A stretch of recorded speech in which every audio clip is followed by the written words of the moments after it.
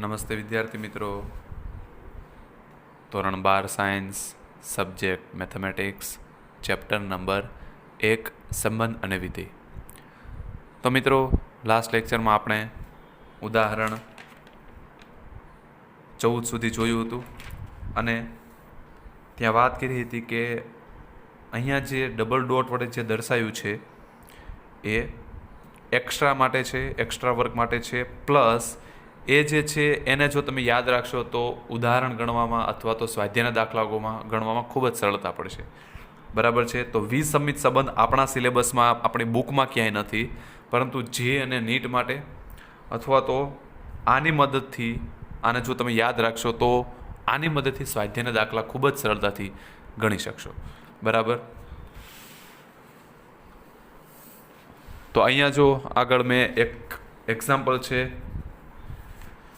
શું છે એક્ઝામ્પલમાં? તો કે એક સંબંધ આપ્યો છે 1, 2, 3, એની પરના તમને સંબંધ આપ્યા છે R1, R2, R3 અને R4. બરાબર. તો વિસંમિત સંબંધ જે છે એની વાત તો આપણે અહીંયા છે નહીં, પણ સંમિત સંબંધ થશે કે નહીં આપણે એની વાત કરીએ તો જો 1, 1, 2, 2, 1, 3, 3, 2 સંમિત સંબંધ છે ના. સંમિતમાં શું હોય કે જે હોય એનું ઉલટું એમાં હોવું જોઈએ. બરાબર. તો અહીંયા એ શક્ય નથી, કારણ કે 1, 3 છે પણ એનું ઉલટું 3, 1 નથી, એટલે સંમિત નથી. અહીંયા જો 1, 1 અને 2, 2 છે તો 1, 1 નું ઉલટું 1, 1 જ થશે, 2, 2 નું ઉલટું 2, 2 થશે, એટલે સંમિત થશે. પછી સંમિત અહીંયા જોઈએ, સંમિત થશે કે નહીં. 1, 1, 2, 2, 1, 3, 3, 1, 3, 2. તો જો 1, 3 નું ઉલટું 3, 1 છે પણ 3, 2 નું ઉલટું 2, 3 નથી, એટલે સંમિત થશે નહીં.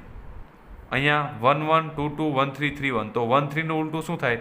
3, 1. તો સંમિત થશે. બરોબર. વિસંમિત સંબંધની વાત જો મેં અહીંયા તમને કરી છે કે વિસંમિત સંબંધ કોને કહેવાય, તો કે જો XY R માં અને YX R માં બંને એક સાથે સત્ય ન હોય તો અને તો જ R વિસંમિત સંબંધ કહેવાય.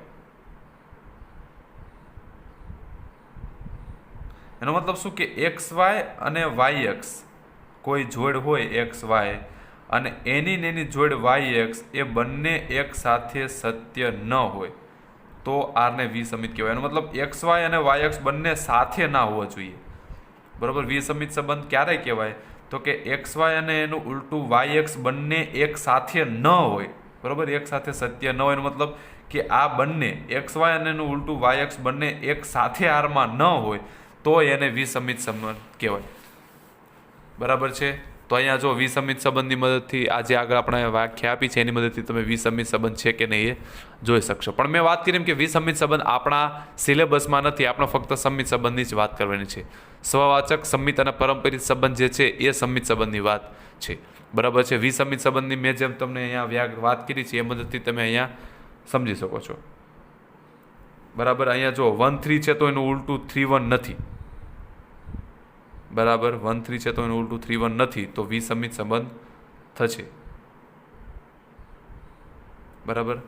એટલે ટૂંકમાં વિસંમિત સંબંધ કોને કહેવાય એક જ લીટીમાં વાત કરીએ તો XY અને એનું ઉલટું YX બંને એક સાથે હોવા ન જોઈએ સંબંધ આરમાં, તો એને શું કહેવાય છે? વિસંમિત સંબંધ. બરાબર.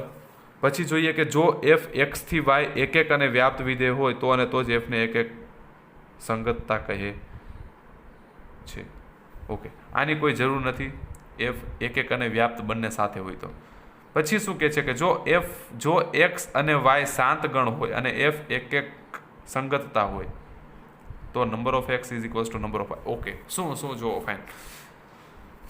આ એવું કહેવા માંગે છે કે જો F X થી Y આ રીતે કોઈ સંબંધ આપ્યો છે અને આ જે F છે આની ઉપર કોઈ વિધેય F હોય, જો એક અને વ્યાપ્ત આ બંને હોય તો number of X is equals to number of Y. એનો મતલબ કે જેટલા Xમાં ઘટકો હોય એટલા જ ગણ Yમાં ઘટકો હોય. બરોબર. હવે એક અને વ્યાપ્ત બંને હોય એટલે એને શું કહેવાય? એક સંગતતા કહે છે, જેમ આપણે અહીંયા વાત કરીએ એમ અત્યારે. બરાબર. કે કોઈ વિધેય F X થી Y નું હોય અને આની ઉપર દર્શાવેલ આની ઉપર કોઈ દીધેલું વિધેય તમને વ્યાખ્યાયિત કરેલું વિધેય જો એક અને વ્યાપ્ત બંને હોય, એક પણ હોય અને વ્યાપ્ત પણ હોય, ત્યારે જેટલા એક્સની અંદર ઘટક હોય એટલા જ વાયની અંદર ઘટક હોય, બરોબર. આ એ દર્શાવે છે કે એક્સ અને વાય શાંત ગણ હોય, અને જો એફ એક્સથી વાય એક સંગતતા હોય. એક સંગતતા એટલે શું? એક સંગતતા કોને કીધી? કે જે વિધેય એક અને વ્યાપ્ત બંને હોય એ વિધેયને એક સંગતતા કહે છે. એટલે એક સંગતતા જ્યાં શબ્દ લખ્યો એનો મતલબ એવો સમજવાનો કે વિધેય એક અને વ્યાપ્ત બંને છે, બરાબર છે. તો એક અને વ્યાપ્ત બંને હોય ત્યારે પ્રદેશ અને સહપ્રદેશના ઘટકોની સંખ્યા સમાન હોય. Number of x is equals to number of y. પછી આવે છે સામ્યગણ, ઇક્વિવેલન્ટ સેટ્સ. તો એ પણ આપણા કોર્સમાં નથી, આપણી બુકમાં જ નથી, બરોબર છે. આ જે સામ્યગણ કરીને જે ટોપિક છે એ આપણી બુકમાં જ નથી, એટલે હું તમને PDF મોકલી દઈશ, બરાબર. એ તમારે એક્સ્ટ્રા માટે જોવું હોય તો જોઈ લેજો, પણ આપણી એક્ઝામમાં પૂછાતું નથી, બરાબર છે. અને બીજું કે ટાઈમના અભાવના કારણે PDFમાં તો મેં બધું વ્યવસ્થિત લખેલું જ છે, પણ ટાઈમના અભાવના કારણે આપણે બધું ઓનલાઈન ચલાવી શકીએ એમ નથી. એટલે તમને PDF જેવું મોકલો એમાં તમે વ્યવસ્થિત સમજી શકો છો. ઓકે, સામ્યગણ. અને વાત કરીએ એમ કે જ્યાં જ્યાં પણ મેં કીધું છે ફરીથી રિવાઇન્ડ કરાવી દો તમને, જ્યાં જ્યાં ડબલ ડોટ વડે જે દર્શાવ્યું છે એ તમારે એક્સ્ટ્રા માટે છે, બરોબર છે, તમારા એક્સ્ટ્રા નોલેજ માટે છે, પરંતુ એક્ઝામમાં પૂછાતું નથી. જેમ કે અહીંયા મેં કીધું કે સામ્યગણ, ઇક્વિવેલન્ટ સેટ અને જે વિસંમિતની વાત છે એ આપણી બુકમાં ક્યાંય નથી, બરાબર. પણ આવી રીતે જો તમે આવું યાદ રાખશો, જેમ કે આ ટોપિક તમે યાદ રાખ્યો હોય કે કોઈ વિધેય જો એક અને વ્યાપ્ત હોય તો એના પ્રદેશ અને સહપ્રદેશના ઘટકોની સંખ્યા કેવી હોય? સમાન જ હોય, બરાબર છે. તો હવે આવે છે એક્સરસાઇઝ નંબર 1.2, સ્વાધ્યાય 1.2. તો સ્વાધ્યાય 1.2માં જોઈએ એક્ઝામ્પલ નંબર 1.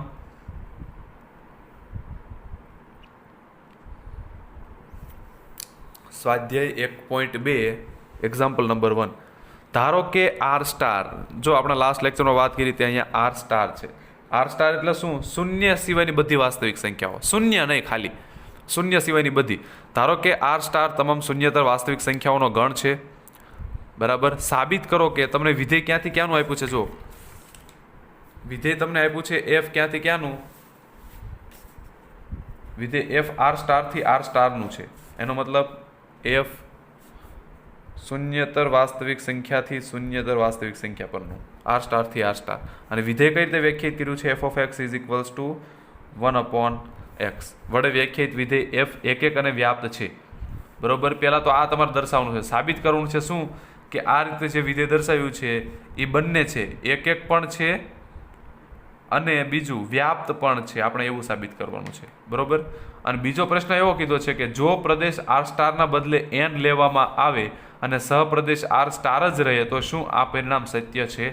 એનો મતલબ બીજો પ્રશ્ન એવો કીધો છે કે આ વિધેયમાં જે પ્રદેશ આર સ્ટાર છે એની જગ્યાએ જો હું પ્રદેશ આર સ્ટારના બદલે n, એનો મતલબ પ્રાકૃતિક સંખ્યા લઉં અને સહપ્રદેશ તરીકે આર સ્ટાર જે છે આર સ્ટારનો આર સ્ટાર જ રહે, તો શું આ પરિણામ સત્ય છે? એનો મતલબ વિધેય એનું એ જ તે, પણ પ્રદેશ તરીકે જ્યાં આર સ્ટાર હતો એની જગ્યાએ હું પ્રાકૃતિક સંખ્યા લઈ લઉં તો વિધેય એક અને વ્યાપ્ત થશે કે નહીં? એટલે બે પ્રશ્નના જવાબ તમારે એક પ્રશ્નમાં આપવાનો છે, બરાબર. તો પહેલા ક્વેશ્ચનની વાત કરીએ.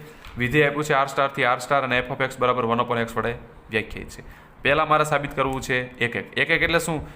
ફરીથી કે એફ ઓફ x1 બરાબર એફ ઓફ x2 લઈ લઉં અને x1 બરાબર x2 સાબિત કરી દઉં. તો ધારો કે એફ ઓફ x1 બરાબર એફ ઓફ x2, આમાં x1 ને x2 ક્યાંથી લેવાનો હોય? તો પ્રદેશમાંથી, એનો મતલબ આર સ્ટારમાંથી. જો અહીંયા લખ્યું છે એવરી x1 x2 ક્યાંથી લેવું? આર સ્ટારમાંથી. હવે F of x1 F of x કઈ રીતે વ્યાખ્યાયિત છે? 1/x વડે. તો એફ ઓફ x1 શું આવે? 1/x1 આવશે, એટલે 1/x1 બરાબર એફ ઓફ x2 એટલે શું આવશે? 1/x2, બરાબર. 1/x1 બરાબર 1/x2. તો શું થઈ ગયું? x1 ને સામે લઈ જાવ, x2 ને સામે લઈ જાવ, એટલે x1 બરાબર x2. એનો મતલબ એફ ઓફ x1 બરાબર એફ ઓફ x2 હોય તો x1 બરાબર x2 સાબિત થઈ ગયું. તો f કેવું થઈ જશે? એક વિધેય, બરોબર. એટલે વિધેય f એક થશે, પહેલી વાત સાચી. બીજું, f વ્યાપ્ત થશે કે નહીં? તો વ્યાપ્ત માટે આપણે વાત કરી હતી, શું કરવાનું? કે વિધેયનો તમે સહપ્રદેશ મેળવો અને વિધેયનો વિસ્તાર મેળવો. સહપ્રદેશ શું છે વિધેયનો? R star. વિધેયનો સહપ્રદેશ શું છે? R star. એનો મતલબ કે શૂન્ય સિવાયની બધી સંખ્યાઓ, બરાબર. હવે હું જો આનો શું મેળવું? વિસ્તાર. વિસ્તાર એટલે શું કે આમાં એક્સની કિંમત હું આર સ્ટારમાંથી લઉં, જવાબ જોઉં શું શું મળે છે. બરોબર છે. એક્સની કિંમત મારે ક્યાંથી લેવાની હોય? પ્રદેશમાંથી જ લેવાની હોય. આર સ્ટાર એટલે શું? શૂન્ય સિવાયની બધી સંખ્યાઓ. એટલે એક્સની કિંમત હું આર સ્ટારમાંથી લઉં પછી જોવું કે વિધેયની કિંમત કેવી મળે છે, આર સ્ટારમાં જ મળે છે કે નહીં. બરાબર. તો હું કહી શકું કે વિધેય વ્યાપ્ત છે કે નહીં. પણ અહીંયા તમે જુઓ કે અહીંયા મારે એક્સની કિંમત આર સ્ટારમાંથી લેવાની છે. અને આર સ્ટાર એટલે શું? આર સ્ટાર એટલે શું કે બધી શૂન્ય સિવાયની બધી વાસ્તવિક સંખ્યાઓ. એનો મતલબ એમાં તો ઘણી બધી સંખ્યાઓ આવે. એટલે આનો વિસ્તાર હું સરળતાથી મેળવી શકું નહીં. કેમ? કારણ કે હું એક્સની કિંમત ઘણી બધી છે, અનંત સંખ્યાઓ છે. તો પછી હું વિસ્તાર મેળવી શકું પણ થોડુંક અઘરું પડશે. વિસ્તાર મેળવી લઉં અને એ જો આર સ્ટાર થાય છે કે નહીં એ જો કહી શકું તો હું કહી શકું કે વિધેય વ્યાપ્ત છે કે નહીં. તો હું એની કરતાં જે મેં તમને કીધી હતી બીજી મેથડ, આપણે લાસ્ટ લેક્ચરમાં વાત કરી હતી, બીજી મેથડથી આપણે જો સાબિત કરીએ તો શું કરવાનું? સૌથી પહેલાં બીજી મેથડથી સાબિત કરવું હોય તો કે એફ ઓફ એક્સ બરાબર વાય લઈ લો. બરાબર. ધારો કે એફ ઓફ એક્સ બરાબર વાય. હવે એફ ઓફ એક્સની કિંમત શું છે? 1/x. તો 1/x ની જગ્યાએ લઈ લો 1/x બરાબર વાય. હવે એક્સના સૂત્રનો કરતા બનાવો તો એક્સ બરાબર શું થઈ જશે? 1/y થઈ જશે. એક્સ બરાબર શું થઈ જશે? 1/y. બરાબર છે. હવે અહીં ધારો કે y belongs to R plus, એનો મતલબ સહપ્રદેશમાંથી જો લઉં વાયની કિંમત તો 1/y પણ ક્યાં મળશે? આર સ્ટારમાં જ મળશે. તો એનો મતલબ 1/y ની જગ્યાએ એક્સ પણ ક્યાં મળશે? આર સ્ટારમાં. એટલે વાય હું સહપ્રદેશમાં લઉં તો એક્સ પણ મને પ્રદેશમાં મળી જશે. તો આમ y belongs to R star માટે x belongs to R star મળે કે જેથી એફ ઓફ એક્સ બરાબર શું થાય? વાય. તો માટે એફ કેવું થશે? વ્યાપ્ત. હવે જો ફરીથી તમને અહીંથી વ્યાપ્ત વિધેયનું જો ફરીથી સમજાવું. આ છે વિધેયનો પ્રદેશ, આ છે વિધેયનો વિસ્તાર. પ્રદેશ અને આ શું છે? સહપ્રદેશ. હવે કોઈ વિધેય વ્યાપ્ત છે એવું ક્યારે કહી શકાય? તો આપણે વાત કરી હતી કે જ્યારે સહપ્રદેશના દરેકે દરેક ઘટક છે એ પ્રદેશના કોઈને કોઈ ઘટકનું જો પ્રતિબિંબ હોય તો એ વિધેયને કેવું કહેવાય? વ્યાપ્ત વિધેય. બરોબર છે. એનો મતલબ કે સહપ્રદેશમાં કોઈ પણ હું ઘટક લઈ લઉં, ધારો કે આનો હું કોઈ ઘટક લઈ લઉં વાય, તો એનો મતલબ કે એને અનુરૂપ અહીંયા કોઈ એક એવો ઘટક મળવો જોઈએ. ધારો કે અહીંયા કોઈ એક એવો ઘટક મળે છે એક્સ કે જેથી એની ઉપર હું વિધેય એફ લગાડું એટલે મને શું મળે? વાય. એનો મતલબ કે શું થાય? એફ ઓફ એક્સ બરાબર શું થવું જોઈએ? વાય. બસ આ જ મેન વાત છે વ્યાપ્ત વિધેયની.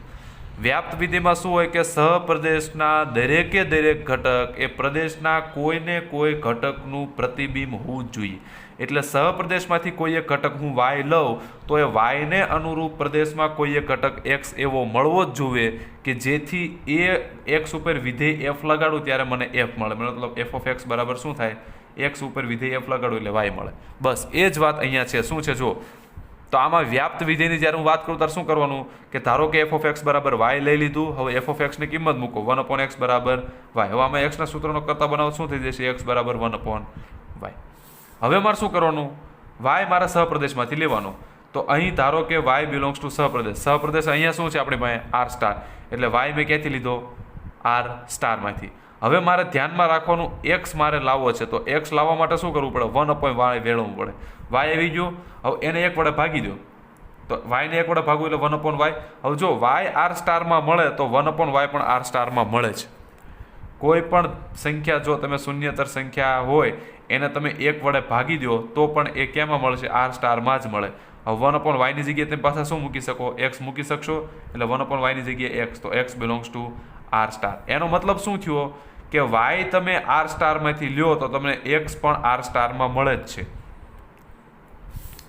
બરોબર. એક્સ ક્યાં મળવો પડે? પ્રદેશમાં. અને અહીંયા આપણી જોડે પ્રદેશ શું છે? આર સ્ટાર જ છે. એટલે વાય તમે આર સ્ટારમાંથી લીધો તો એનો મતલબ કે એને એક અનુરૂપ એક એવો ઘટક એક્સ પણ આર સ્ટારમાં મળે જ છે. X belongs to R star જો પ્રદેશમાંથી મળે જ છે કે જેથી શું થાય? એફ ઓફ એક્સ બરાબર વાય થાય. આમ વાય બિલોંગ્સ ટુ આર માટે, આર સ્ટાર માટે x belongs to R star મળે છે કે જેથી એફ ઓફ એક્સ બરાબર શું થાય?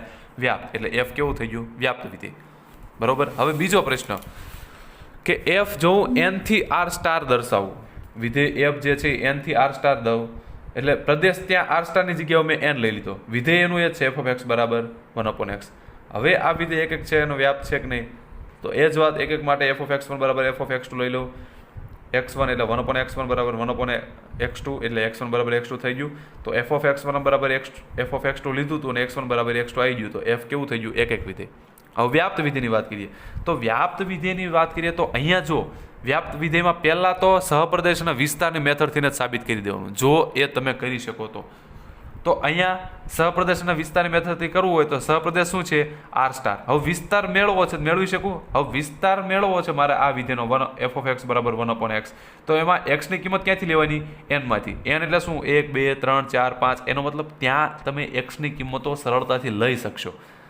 ઓલા પણ શું હતું? r સ્ટાર હતું. r સ્ટાર એટલે શું? શૂન્ય સિવાયની બધી વાસ્તવિક સંખ્યાઓ. ત્યાં x ની કિંમત તમે ફિક્સ લઈ ન શકો કે આની પછી આ જ, આની પછી આ રીતે. જ્યારે અહીંયા લઈ શકશો, કારણ કે r સ્ટારની જગ્યાએ શું થઈ ગયું? n. તો f(x) બરાબર 1/x છે, એમાં x ની જગ્યાએ શું લઈ શકો? x n માંથી. એનો મતલબ x ની જગ્યાએ 1 લ્યો, 2 લ્યો, 3 લ્યો, 4 લ્યો, 5 લ્યો, એ રીતે લ્યો. તો શું થશે? અહીં f નો વિસ્તાર શું થશે? જો કે અહીં તમે x ની કિંમત જો 1 લ્યો તો વિધેયની કિંમત શું આવશે? 1/1 એટલે 1.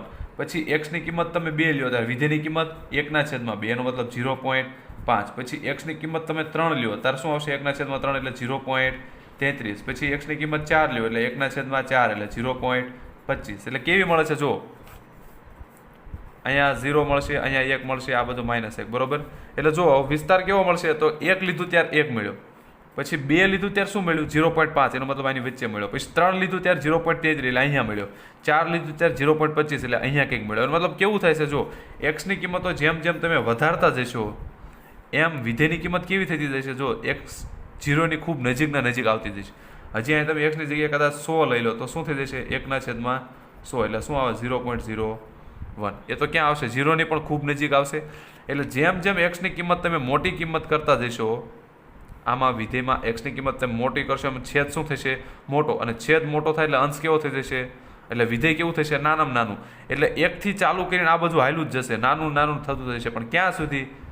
0 ની ખૂબ નજીક થશે, પણ 0 નહીં બને ક્યારે. કારણ કે 0 ક્યારે બને? જ્યારે તમે x ની કિંમત ઇન્ફાઇનાઇટ લઈ લો, અનંત લઈ લો, ત્યારે 1/∞ એટલે શું મળશે?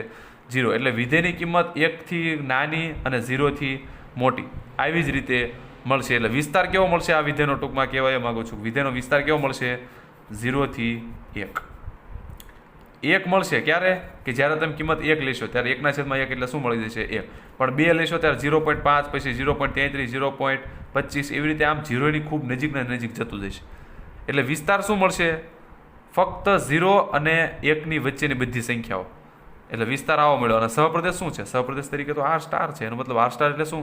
શૂન્ય સિવાયની બધી વાસ્તવિક સંખ્યાઓ. એટલે આ બાજુની ઋણ પણ આવશે, ધન પણ આવશે. અને અહીંયા વિસ્તાર શું આવે? ફક્ત આટલો. જેનો મતલબ અહીંયા વિસ્તાર અને સહપ્રદેશ સમાન છે નહીં, બરોબર છે. અહીં વિસ્તાર અને સહપ્રદેશ સમાન નથી તો f વ્યાપ્ત થશે નહીં, બરાબર છે. તો એ જ રીતે હવે એક્ઝામ્પલ 2 છે, સેમ ટુ સેમ વિધેય.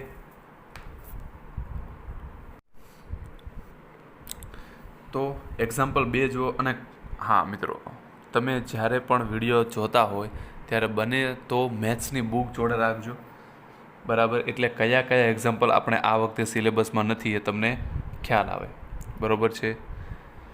તો એક્ઝામ્પલ નંબર 2 જોઈએ કે નીચે આપેલા વિધેયો એક અથવા વ્યાપ્ત અથવા તો બંને ગુણધર્મ ધરાવતા હોય તેવા વિધેયો છે કે નહીં તે ચકાસો. 1 થી 6 એક્ઝામ્પલ છે, બરોબર છે. દરેક વિધેયમાં તમારે શું સાબિત કરવાનું છે? કે આપેલું વિધેય એક છે કે નહીં, વ્યાપ્ત છે કે નહીં, બરાબર, એની વાત કરવાની છે.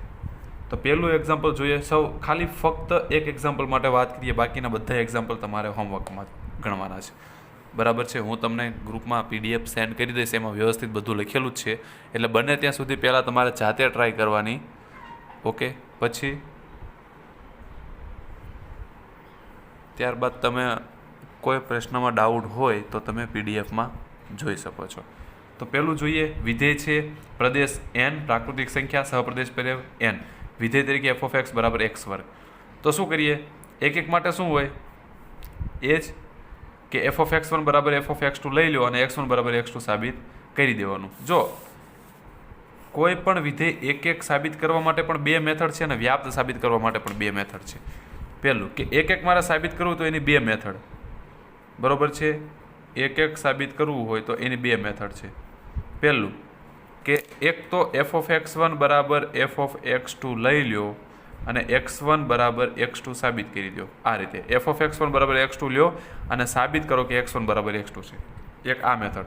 અને બીજી શું, ઉદાહરણની મદદથી. તમે જો કોઈ એવું ઉદાહરણ આપી શકો કે જેથી ભિન્ન ઘટકોનું પ્રતિબિંબ ભિન્ન ન મળતું હોય, જેમ કે આમાં આગળ આપ્યું છે કે જ્યારે કોઈ ભિન્ન ઘટકનું પ્રતિબિંબ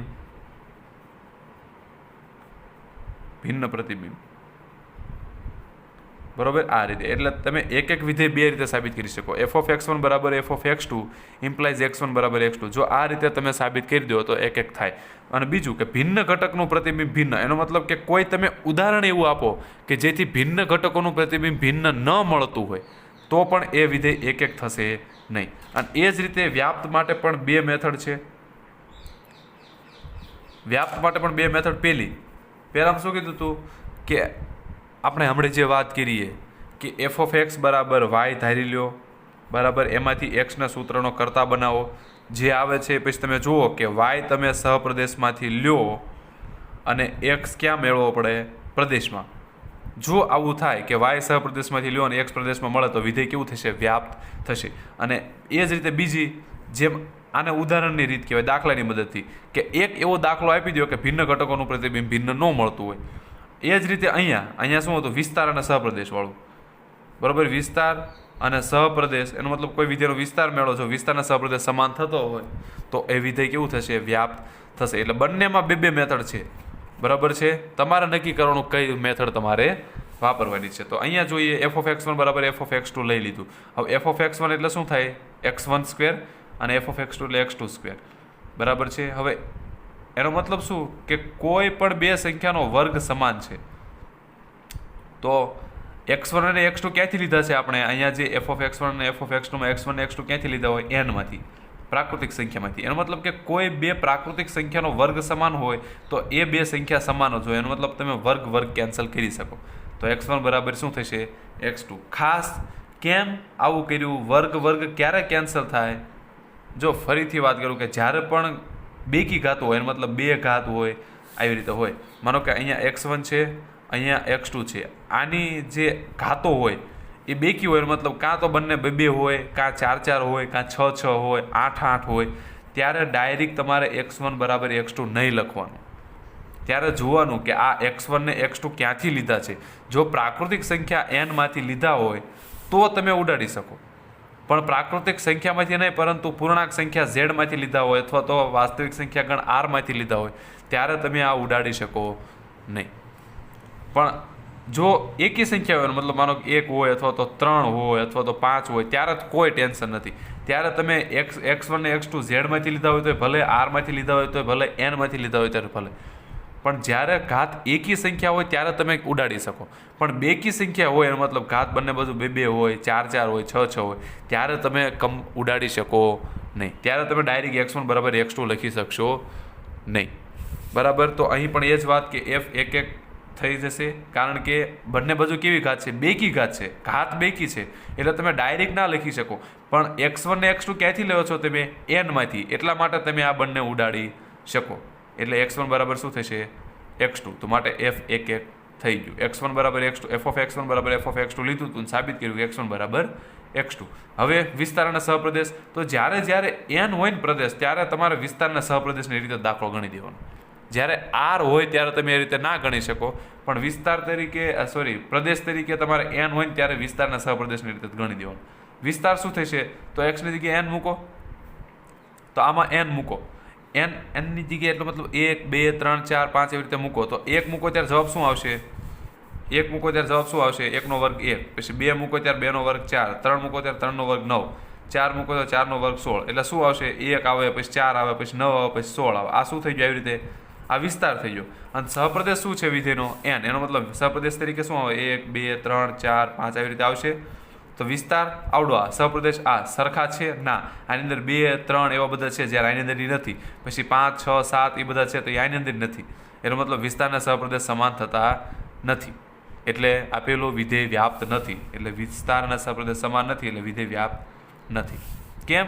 કારણ કે જો સહપ્રદેશનો એક ઘટક તમને એવો મળે જેમ કે 2, તો એ 2 આની અંદર નથી. એનો મતલબ કે 2 આની અંદર જે એનની અંદર જે 2 આવે છે એ આમાં કોઈ પણ ઘટકનું પ્રતિબિંબ નથી. એનો મતલબ કોઈ સંખ્યાનો વર્ગ 2 ન થાય. બરાબર છે?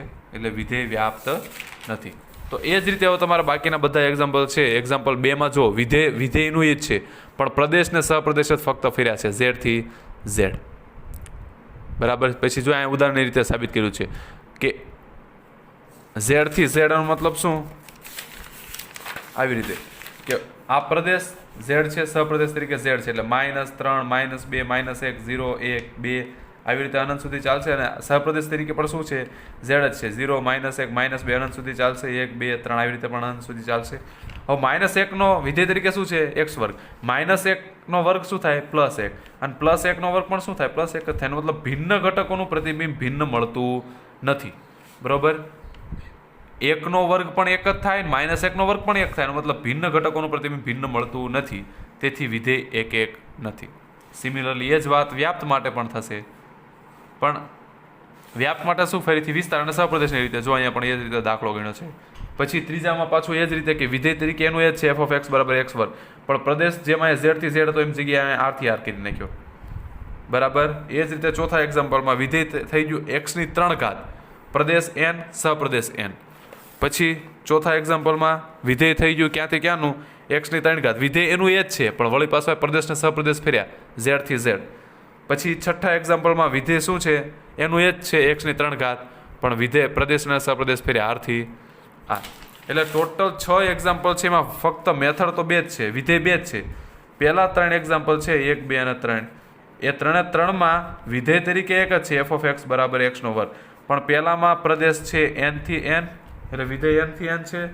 બીજામાં છે z થી z, અને ત્રીજામાં છે r થી r. અને એ જ રીતે ચોથા, પાંચમા અને છઠ્ઠા એક્ઝામ્પલમાં એવું જ છે કે 3માં વિધેય આવું છે x3. અહીંયા 2 કી ઘાત હતી, અહીંયા 1 કી ઘાત છે. બરાબર. પણ ફરીથી પ્રદેશ તરીકે અહીંયા n થી n છે, અહીંયા વિધેય z થી z છે, અને અહીંયા વિધેય r થી r છે. બરાબર છે. તો આ 2 જ આમ ટૂંકમાં ગણો તો ફક્ત 2 જ વિધેય છે, પણ દરેક દાખલામાં ખાલી પ્રદેશ ને સહપ્રદેશ જ ફરે છે. બરાબર છે. તો અહીંયા જો મેં તમને નોટ તરીકે કીધું છે કે જ્યારે x ની ઘાત યુગ્મ હોય ત્યારે ઉદાહરણથી ગણવાનો. એનો મતલબ અહીંયા x ની ઘાત કેવી છે? યુગ્મ છે. જો અહીંયા અયુગ્મ છે, જ્યારે અહીંયા કેવી છે? યુગ્મ. તો જ્યારે યુગ્મ હોય ત્યારે ઉદાહરણથી દાખલો ગણી દેવાનો. ક્યારે? શું? કેના માટે? તો કે 1 1 છે કે નહીં એના માટે સાબિત કરો. જો x² કેવો હતો? યુગ્મ હતો, એટલે ત્યાં જો 1 1 ઉદાહરણની મદદથી સાબિત કર્યું. એ જ રીતે અહીંયા જો f(x) = x², ઘાત કેવી છે? યુગ્મ. એટલે એના ત્યાં પણ જો ઉદાહરણની મદદથી જ સાબિત કર્યું છે. બરાબર છે. ઓકે. તો અહીં સુધી રાખીએ. એક્ઝામ્પલ 3 થી હવે આપણે નેક્સ્ટ લેક્ચરમાં જોઈશું.